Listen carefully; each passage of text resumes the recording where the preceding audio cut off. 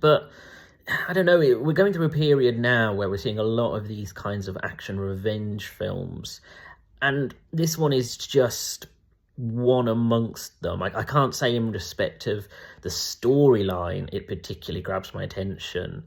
I will say that some of the action sequences are excellent. You have a very funny sequence in a canteen that leads into a set piece involving plates that is almost Three Stooges slapstick. And then you have this great sequence later with a flamethrower that I will say is very cool. And you know, Anna de Armas is exceptional at action. She is very good at choreography. And it makes me think back to the James Bond film she was in, No Time to Die. And I think the problem is that this film invites a lot of comparison, because when I think about that character in No Time to Die, that's a character I'd want to follow and know more about and get more experience of and get a spin-off from them. And they were in a very short part of the film.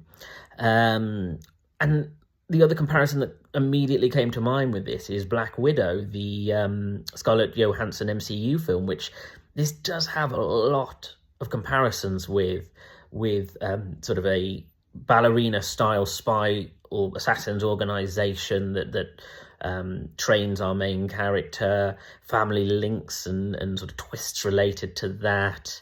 A sort of elder statesman actor who plays the main villain, who kind of has a cult-like relationship. There's a lot of comparisons to be drawn with Black Widow, and I feel like I cared a lot more watching that than I do this.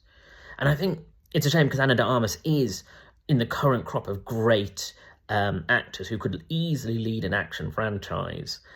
But I just don't feel like this is the one.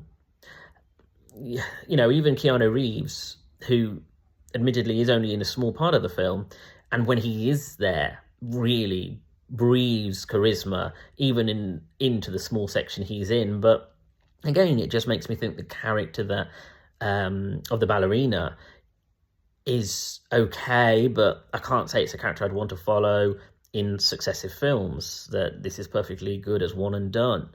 And ultimately, I think that's where I stand with it, where I've had a perfectly good time in the film, but in a year's time, I don't know if I'll remember it particularly vividly, and that's a shame, really, because I thought it had so much potential. But such is the way, and I'm still pleased to see more in that John Wick world. So hopefully it will continue to expand in interesting directions.